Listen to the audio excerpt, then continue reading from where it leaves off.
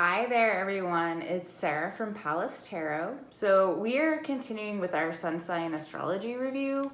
I will say the feedback that I've been getting is that it's more helpful to go sign by sign and kind of flesh out the individual signs more, because once we start adding in the planets and the houses, things are going to get more complex. So it would be really good for us to be just confident in the signs and how they operate before we move forward with the rest of the things that we're going to incorporate in this series. Now, that being said, this is general sun sign astrology.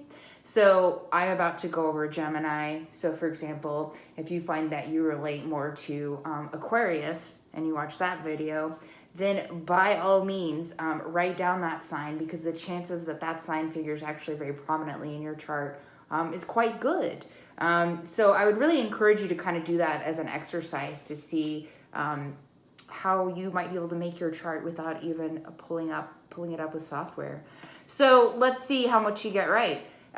So we are going to go ahead and cover Gemini here.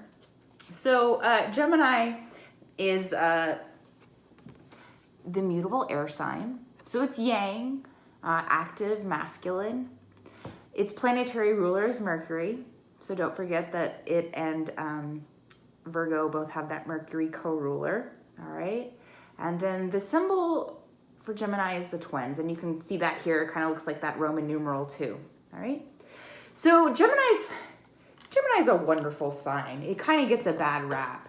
And I think one of the big reasons for that has to do with how Geminis communicate.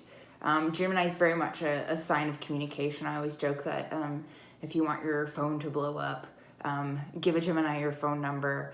They're very gadgety oriented kind of people too. And they very much like electronics and that type of communication.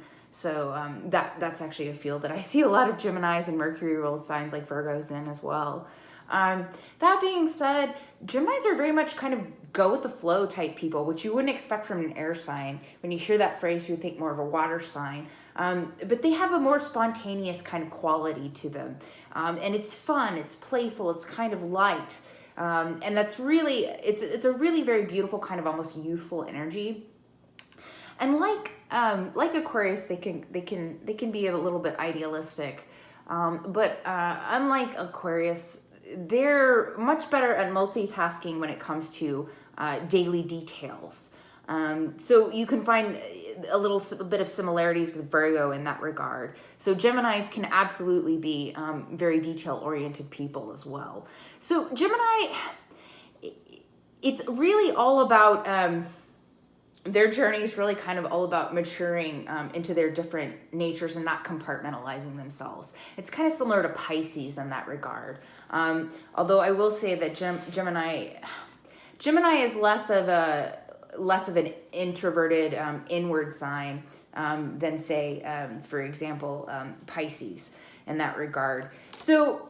And those contrasts tend to be more stark with Gemini too. So let's use their major arcana card for that to kind of illustrate that point. And that would be the Lovers. So of course, a lot of times during readings, when this card comes out, everyone gets excited. They're like, oh, it has to do with love. Well, sometimes it does, but more often than not, it has to do with being about two minds of something, kind of being at a crossroads. So when you think of Gemini, I actually like to think of these two people as actually one person. So just different aspects of the one person, okay? So that can help to think about Gemini and their tie to this particular card, all right? So Gemini really is one of those signs that's also non-confrontational. I've mentioned that about several signs, and they're one of those signs that tends to be non-confrontational. They will ask questions though. So they tend to go about things in a more analytical manner. If they want to know something about someone or a situation's bothering them, they want to find out all the information that they can about that situation or that person, because really information gathering is kind of the strength of this sign. Now, one of the shadow sides of that is you get hung up on the little tiny details and you can't really see the bigger picture. And so that can give kind of an immature quality sometimes to Gemini energy when it comes across. The other card in the major arcana that I want to touch on that deals specifically with Gemini is actually the Magician. Okay. Now, remember I said that Gemini is one of those information gathering signs. They really like to know the who, what, where, when, and how, and why, all that stuff. Very inquisitive. So the Magician has the tools of all the suits of tarot here, okay, with him. So he has the ability to manifest whatever. But first, he has to have all of these tools, and that is such a Gemini trait. And really, it's the Magician with this mercurial trump here, with this mercurial energy. It can kind of go either way, right? The Magician can be someone that, you know, is fantastic and makes wonderful things happen for themselves and for others. But they can also have a shadow side of being manipulative in their communication.